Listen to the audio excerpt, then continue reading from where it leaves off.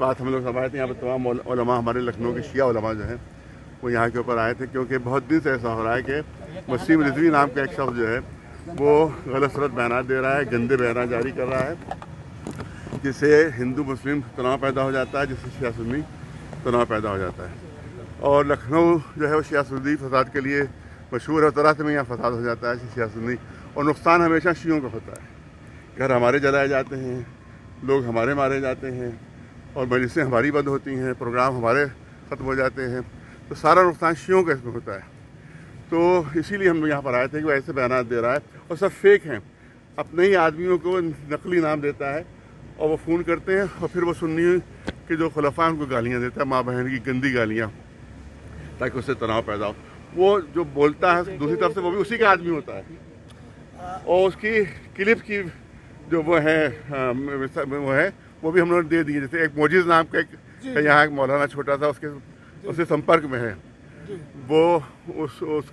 उसने फ़ोन किया था किसी नकली सुन्नी नाम से। इसी तरह सईद नाम का मुतवल्ली है वहाँ का मुग़ल साहबा का,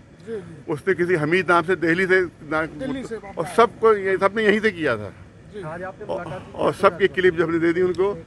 तो हमने ये कहा है कि अगर इसके ख़िलाफ़ कार्रवाई नहीं हुई और गिरफ़्तारी इसकी नहीं की गई तो हम लोग हज़रतगंज से अपनी गिरफ़्तारी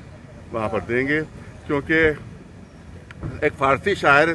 सादी 600 साल पुराना, उसने उस ज़माने में शेर कहा था कि संग व खिश्त मुक़य्यद हैं और सग आज़ाद, यानी पत्थरों को कैद कर दिया गया है और कुत्तों को आज़ाद कर दिया गया है। भाई वही सूरत हाल यहाँ पर भी है कि पाबंदी हम पर है, ना हम उसके ख़िलाफ़ FIR कर सकते हैं, तो उसके खिलाफ शिकायत कर सकते हैं, और उसको पूरी आज़ादी है कि जो दिल चाहे वो कहे, जो चाहे वो बके, जो दिल चाहे बयान दे, उसको कोई खिलाफ नहीं। एक सवाल, क्या आश्वासन मिला है, कब तक कार्रवाई होगी? उन्होंने कहा हम जल्दी कार्रवाई करेंगे। अगर ये कि हमने उससे भी कह दिया, उनको भी कह दिया है कि अगर आपने कार्रवाई जल्दी नहीं की तो हज़रतगंज से हम लोग अपनी गिरफ्तारी। एक सवाल है कि इससे पहले भी कई बार उनके खिलाफ तहरीर दी जा चुकी है और जो है अधिकारियों से शिकायत की जा चुकी है, मगर अब तक कोई कार्रवाई क्यों नहीं हो रही है? देखिए, एक पीड़िता है वो हमारे पास भी आई थी, पीड़िता एक हमारे पास आई थी, उसकी बेटी पर कब्ज़ा किए हुए है, और वो उसने शिकायत की इनसे आकर कि जो है वो हमारे बच्ची को आज़ाद कीजिए इसके कब्ज़े से, वो इसको